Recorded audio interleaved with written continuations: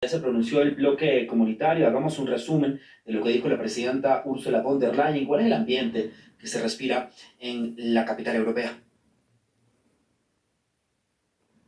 Así es, buenos días. Muchísima preocupación aquí en Bruselas. Aseguran que el ataque de Rusia es indiscriminado y que ahora mismo Europa vive una de las horas más oscuras. La presidenta de la Comisión Europea, Ursula von der Leyen, y así también el jefe de la diplomacia europea, Josep Borrell, han avanzado que habrá un nuevo paquete de sanciones masivas contra Rusia, en que van a congelar los activos y la entrada a los mercados de Rusia, también el acceso a tecnologías que permiten llevar a cabo esta guerra. Ha asegurado Ursula von der Leyen, son las sanciones que tienen el objetivo de que Rusia pueda financiarse. Putin, dice von der Leyen, no se va a salir con la suya porque está poniendo en peligro no solo el futuro de la Unión Europea, también el futuro de los rusos. Gracias, Esther, por toda la información. Volvemos entonces con Rodrigo para analizar lo que está ocurriendo, los posibles escenarios y cómo se están desarrollando los hechos entre Rusia y Ucrania, esta escalada de tensión, esta pues, incursión militar rusa, como así lo han llamado, a territorio ucraniano. Rodrigo, ¿frente a qué estamos realmente?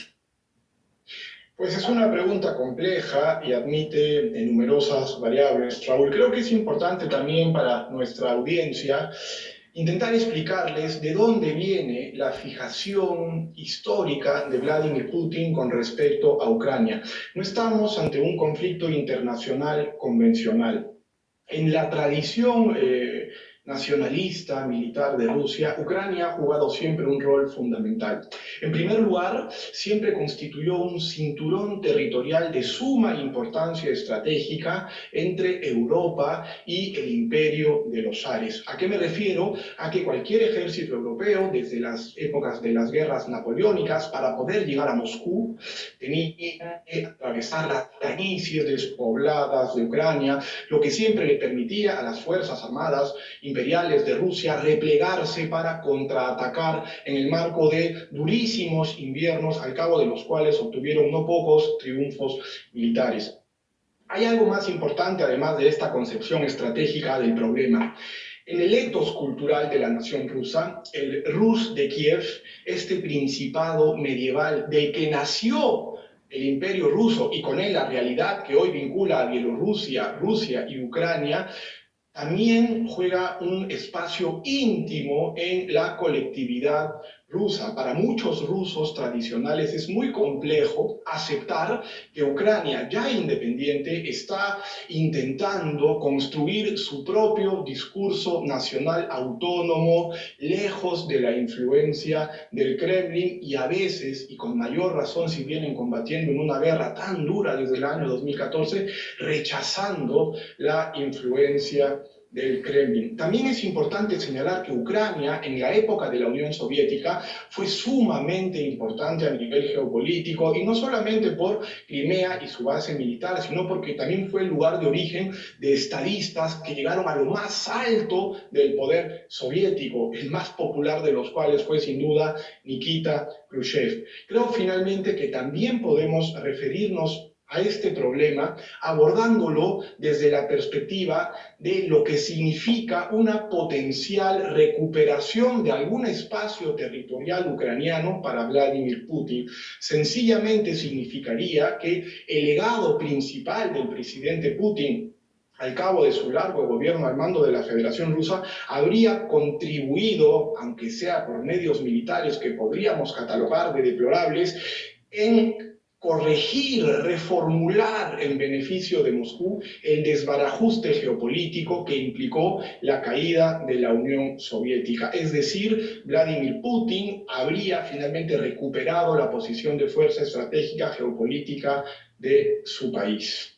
Rodrigo, le pregunto si la Unión Europea y también Estados Unidos en una eventual situación podrían responder también militarmente más allá de las sanciones, digamos, hasta dónde la comunidad internacional, hablamos principalmente, como lo dije anteriormente, de la Unión Europea y Estados Unidos, va a estirar las sanciones antes de tomar alguna acción militar. Es una pregunta también compleja y tendrá que ver con los cálculos militares ya que se hagan en Washington y en las principales capitales europeas. Yo creo que el presidente Biden es un político bien intencionado que está, sin embargo, sujeto a una gran presión de sus predecesores. Ni Bill Clinton, bueno, ni George Bush padre, ni Bill Clinton, ni George Bush hijo, ni Barack Obama sufrieron a una Rusia tan envalentonada y tan aparentemente dispuesta a todo. Creo que ya desde la época de Barack Obama, las relaciones entre Moscú y Washington comenzaron a enfriarse. Hace no mucho leía una declaración de Barack Obama que decía que Rusia no era nada más que una estación, una gasolinera que vendía armas, ¿no? Y Rusia es mucho más que eso, hay que reconocerlo. En cuanto a la Unión Europea, hablamos quizás de París y quizás también de Roma, España, Polonia, porque el Reino Unido, que también tiene un complejo militar importante, no sé si vincule decisiones de índole militar tan complejas a una eventual asociación europea. Yo pienso que el Reino Unido mirará mucho más a Washington al momento de analizar una posible respuesta militar. Ahora, también es importante entender que Washington viene lamentablemente enterrando soldados desde el ataque a las Torres Gemelas y no creo en el contexto actual del país, contando cientos de miles de muertos por la pandemia del COVID, con una inflación que comienza a preocupar a las principales bolsas del mundo, con una sociedad dividida, donde las tensiones raciales están a flor de piel, como no se vio en los últimos 50 o 60 años, dudo mucho que Washington vaya a apoyar una suerte de intervención militar en suelo europeo. Ello, claro, siempre y cuando Rusia no lleve el ataque a algún miembro de la OTAN, en donde ya operarían cláusulas jurídicas que pues obligarían a Estados Unidos y al Reino Unido y a todos los aliados a intervenir. Digamos entonces, Rodrigo, que si Rusia no toca ningún miembro de la OTAN, todos los escenarios son posibles bélicamente en Kiev, en Ucrania. Además, le quiero preguntar si esta incursión militar de Rusia pudiera llegar a la capital ucraniana. ¿Cuál es la verdadera intención del presidente Vladimir Putin? ¿Realmente solamente quiere apoyar a, a estos dos territorios separatistas que están en la región del Donbass? Vladimir Putin es un profesional de la inteligencia y la estrategia por sus años formativos en el KGB. No olvidemos que el KGB de entonces era una de las fuerzas de inteligencia más sofisticadas del mundo. Probablemente en el cálculo militar de Moscú se haya tomado en consideración que un ataque a Ucrania, incluso si es que llegase a Kiev, podría despertar durísimas sanciones de Occidente, mas no una intervención militar. Y lo que podrá hacer Vladimir Putin sencillamente es recuperada una porción de territorio que puede ser el este de Ucrania o un poco más al oeste. Lo único que tiene que hacer es complicar, tratar de, por medios tácitos, limitar, deprimir la economía ucraniana para que el estrés, el temor a la guerra, esa suerte de vivencia infernal que han padecido todos los pueblos que han vivido guerras modernas que acaban rompiendo cualquier voluntad, acabe generando un político ucraniano, una propuesta política ucraniana que pues tome el poder prometiendo mejores relaciones con Moscú y relaciones quizás un poco más distantes con el occidente. De no mediar ninguna respuesta militar de la OTAN ni de la Unión Europea, es probable que esta estrategia en el largo plazo brinde los réditos que está buscando Moscú, si me lo pregunta usted a mí en estos momentos. Ahora, Rodrigo, esto no es nuevo, ¿no? Como también lo estábamos conversando. Esto viene, pues, desde el año 2014, lo más reciente. ¿Esto era predecible de alguna manera?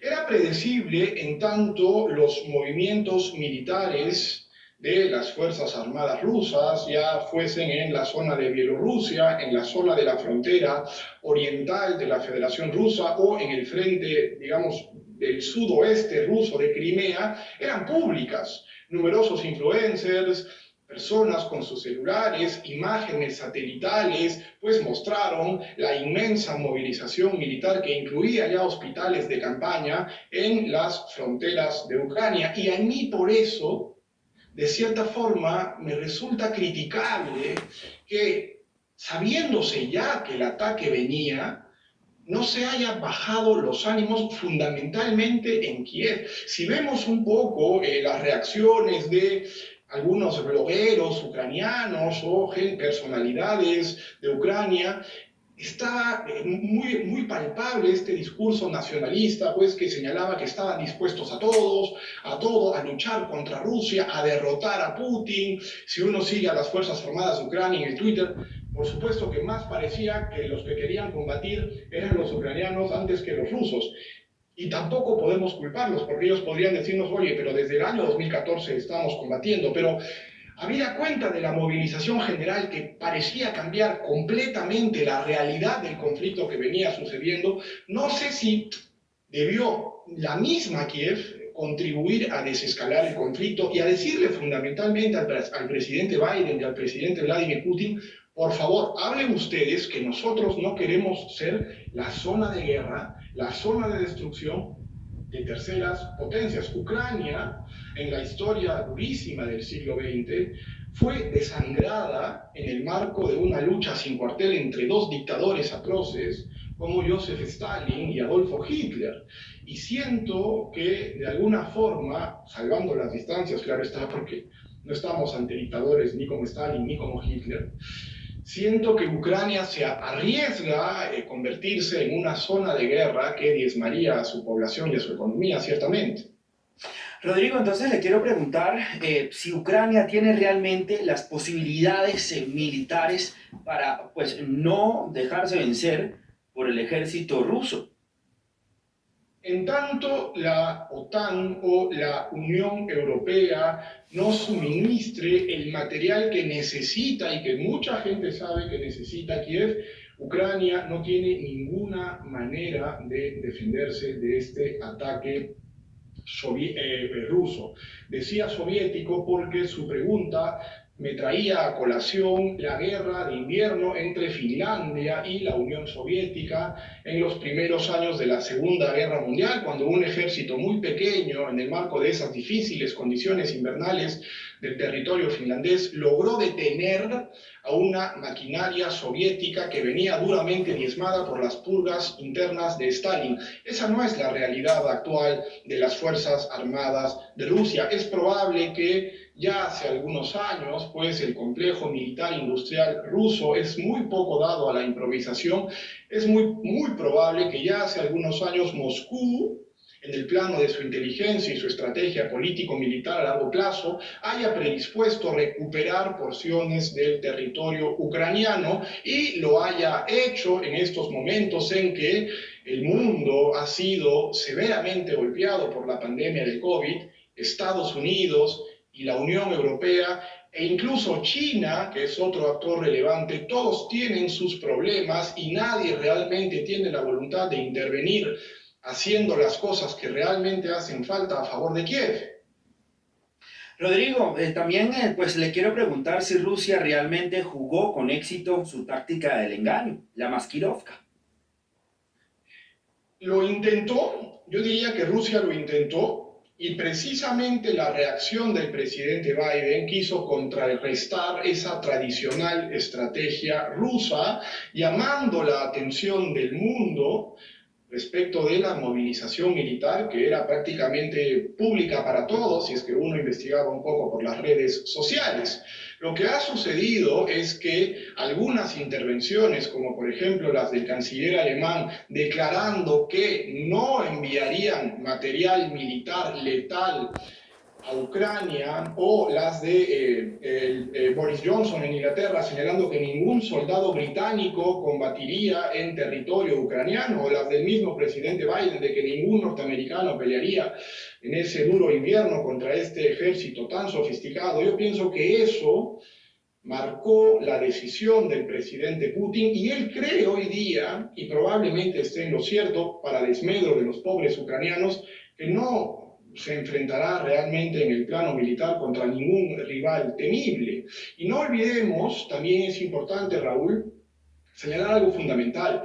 Las sanciones potentes que pueda realizar, pueda ordenar la Unión Europea y Estados Unidos, no dejemos de tener presente que pueden también configurar el nacimiento de un eje geopolítico y militar sumamente peligroso para Washington, como sería el de Pekín y Moscú. Dijo Ursula von der Leyen en la breve intervención que tuve la oportunidad de escuchar a través de este enlace, que piensan también sancionar a Rusia en el plano de la tecnología, pues Rusia podrá volverse a Pekín para obtener esa misma tecnología. Me pregunto, y solamente lo hago desde la perspectiva del análisis, sin tomar rol ni posición por ninguna de las partes en conflicto, ¿no sería positivo para la Unión Europea tratar de llamar a Rusia más hacia el lado europeo antes de volverla completamente hacia el lado chino? Es que no se hubiera podido otorgar una mejor solución para el sufrido pueblo ucraniano que ahora se enfrenta prácticamente en soledad contra la destrucción de su territorio. ¿Ese escenario es posible, Rodrigo? El escenario de la destrucción del territorio ucraniano. No, el escenario de que la Unión Europea no satanice tanto a Rusia como lo estábamos hablando anteriormente.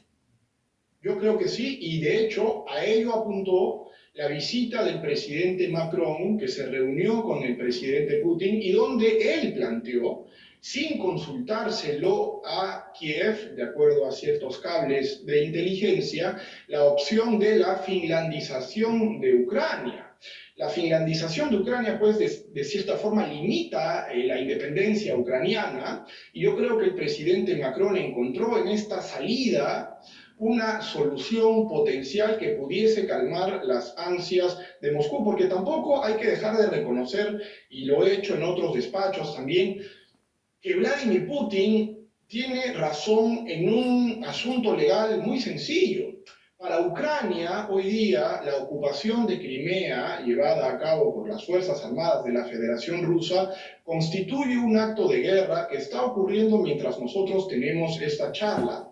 En el contexto de que Ucrania lograse unirse exitosamente a la OTAN, pues los artículos pertinentes del Tratado de la Alianza obligarían a países como España, Italia, Portugal, Polonia, Francia, a entrar de inmediato a una guerra con Moscú. Es por eso, creo yo, que en el fondo las principales capitales de Europa, antes que armar a Kiev, antes que decirle a Kiev, bienvenida a la OTAN, conversemos para que te unas a la OTAN, han pretendido desescalar el conflicto. Claro que esto también ha sido complicado para un presidente Zelensky, al que seguramente su población, harta ya de la guerra, le pide algún tipo de solución que de ninguna manera involucre ceder poder y territorio a quien hoy lamentablemente es su enemigo, como la Federación Rusa. Rodrigo, estamos viendo imágenes en este momento de Kiev, Ucrania, todo el tráfico de las personas intentando salir de la capital ucraniana ante esta escalada de tensiones y ya esta incursión militar por parte de Rusia. Ahí vemos entonces la fila de vehículos que ya se pierden de vista en nuestra pantalla, la gente intentando salir de la capital ucraniana. También lo mismo veíamos en la estación de tren de Kiev, despedidas, la gente también intentando salir, porque ya pues empieza a preocupar a la gente. Así el gobierno ucraniano está haciendo todos sus esfuerzos y está poniendo toda su comunicación política en no generar pánico, en que todo está bajo control, en que el ejército ucraniano está defendiendo el país, en que los políticos están desde sus despachos en pie de lucha. Pues claro que esta situación genera pánico y genera angustia, incertidumbre, sobre todo en la población civil. Rodrigo, es que hemos hablado también de los actores internacionales, pero volquémonos ahora, partiendo de estas imágenes que estamos viendo, de la población civil. Va a haber también una nueva migración interna, una nueva migración luego de 2014, por lo que estamos viendo ahora. ¿Qué va a pasar con la población civil ucraniana? A eso también me refería con las cortas miras de esta estrategia empleada por la Unión Europea. El proyecto de la Unión Europea ya hace algunos años se encuentra bajo un estrés considerable por la llegada de refugiados que huyen de la guerra. A nadie puede forzársele a vivir en esas condiciones tan duras que ciertamente son lesivas a cualquier concepción de los derechos humanos. El no haber logrado desescalar el conflicto, el no haber logrado sentar en una mesa cara a cara, no por teléfono, cara a cara al presidente Biden y al presidente Putin, el no haber logrado invitar al presidente Zelensky a una reunión en Bruselas con todos los jefes de Estado de la Unión Europea para explicarle que en el marco de un conflicto militar no iba a tener la posibilidad de defender a su gente, eso es lo que genera el éxodo masivo que estamos viendo en estos momentos. Y yo lo he seguido también por las redes sociales, escuchando las opiniones de no pocos comentaristas ucranianos, algunos de ellos muy jóvenes, tomando esto casi a la ligera.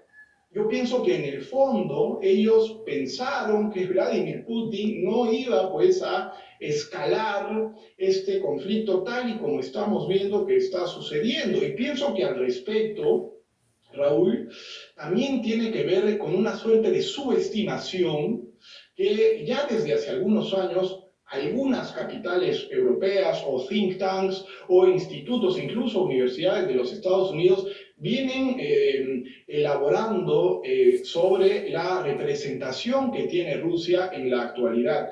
Rusia ya no es el país postrado y empobrecido que sufrió la caída de la Unión Soviética en los años de esa tremenda inflación que padeció Boris Yeltsin. Rusia ya tiene un par de décadas al menos de armarse precisamente para un escenario como este. La pregunta es sumamente compleja y nos debería convocar a la reflexión. Hay veces los políticos desde sus capitales, envalentonados por el ego y el reconocimiento popular, olvidan el sufrimiento de la gente de a pie. Cuando hace poco un periodista al presidente Biden le preguntó si es que aceptaría una línea roja por parte de Moscú en el sentido de que Ucrania no pudiese nunca unirse a la OTAN. Biden respondió, en mi opinión, de una manera un poco envalentonada, que no era necesaria, que a él nadie le pone líneas rojas. Bueno, aquí tenemos otra línea roja, presidente Biden, esa pobre gente que no tiene a dónde ir y que probablemente corresponderá a la Unión Europea darle cobijo en el contexto de esta guerra atroz. ¿Cuál será la solución, Raúl? Esperemos que priorice las vidas humanas y no tanto el ego de algunos líderes políticos. Hay otra cosa, Rodrigo, que también llama la atención y es que el presidente ucraniano Volodymyr Zelensky ha dicho que los ucranianos se van a defender, que no van a dar la espalda. Incluso él llamó a los reservistas del ejército para pues defender el territorio, pero vemos, digamos ahora, un éxodo masivo. ¿Cómo está el liderazgo del presidente Zelensky? ¿Realmente la gente lo sigue? ¿Realmente la gente tiene confianza en un momento tan difícil, en un conflicto bélico que estamos viendo en este momento? El presidente Zelensky, creo yo, despertó muchos aplausos y muy válidos ciertamente tras su intervención en la Conferencia de Seguridad de Múnich, donde básicamente les dijo a, digamos, los países ahí congregados, fundamentalmente todo el establishment militar del occidente, pues estaba incluso Kamala Harris y el secretario Blinken, básicamente, oigan, si ustedes saben y me dicen todos los días que la invasión va a suceder en horas, en días, esta o la próxima semana, ¿por qué todavía no vemos sanciones? ¿Por qué todavía vemos que los vuelos se cancelan a Kiev? La economía ucraniana ni siquiera ha empezado la guerra y ya está sufriendo, mientras que la economía rusa no sufre ningún problema, básicamente porque Lufthansa ha dejado de volar a Kiev, pero continúa volando a Moscú. Es un discurso legítimo y válido, y yo creo que el presidente Zelensky cuenta con una gran aprobación de parte de su pueblo. lo cual no quita el hecho de que él tenía acceso a información de inteligencia, yo pienso, y su íntimo círculo también lo sabía, que pues tanto los Estados Unidos como la Unión Europea ni el Reino Unido, y esta es mi opinión, por supuesto estos detalles de inteligencia no los podemos conocer porque no son públicos, pero yo tendería a creer que él sabía de antemano que ninguna de estas fuerzas militares potentes, capaces quizás de combatir o replegar un ataque fuerte de las armas rusas, él sabía que no iban a intervenir. Entonces pienso que en este contexto ya corresponde a un líder objetivo y sensato entender el sufrimiento al que podría exponerse su propio pueblo. Lo hemos visto en el marco de la guerra civil siria hace no mucho, con esas imágenes tristísimas de niños bombardeados, de refugiados que con la esperanza de llegar a Europa, pues acaban pereciendo en el mar Mediterráneo, y si a ello le sumamos el duro invierno de esta parte del mundo, creo honestamente, Raúl, que ha habido un error del cálculo diplomático de muchas capitales, empezando por Washington y Bruselas, si hablamos de la Unión Europea. Rodrigo, pues mientras nosotros tenemos esta conversación, le cuento que ya abrieron los mercados europeos, las bolsas, por supuesto, como era de esperarse, se hunden en la apertura tras el ataque de Rusia a Ucrania. Rodrigo, también pues hay varias preguntas que le tengo, pues la OTAN realmente, ¿por qué el presidente ruso Vladimir Putin hace esta incursión militar en este momento? Realmente el punto de la OTAN fue el punto débil, lo que hizo estallar todo esto. Además, otra pregunta que le tengo y es, Putin quiere redibujar el mapa soviético antes de la caída de la Unión Soviética. Eso para después, Rodrigo, ahí vemos en imágenes en vivo la bolsa alemana en Frankfurt completamente vacía. Pues todo está en incertidumbre, todos los mercados, toda la economía. Me quedo en Europa y vamos entonces a escuchar lo que fue recientemente los discursos de la presidenta de la Comisión Europea, Ursula von der Leyen, y Josep Borrell, para luego analizar todo esto desde el punto de vista europeo con nuestra corresponsal Esther Herrera. Y luego vuelvo, Rodrigo, para que me responda esas preguntas. Atacaremos sectores de la economía rusa, bloqueando el acceso a tecnologías y mercados que son claves para Rusia. Vamos a debilitar la base económica de Rusia y su capacidad para modernizarse. Y además, vamos a congelar bienes rusos y activos en territorio europeo y detener su acceso a los mercados financieros.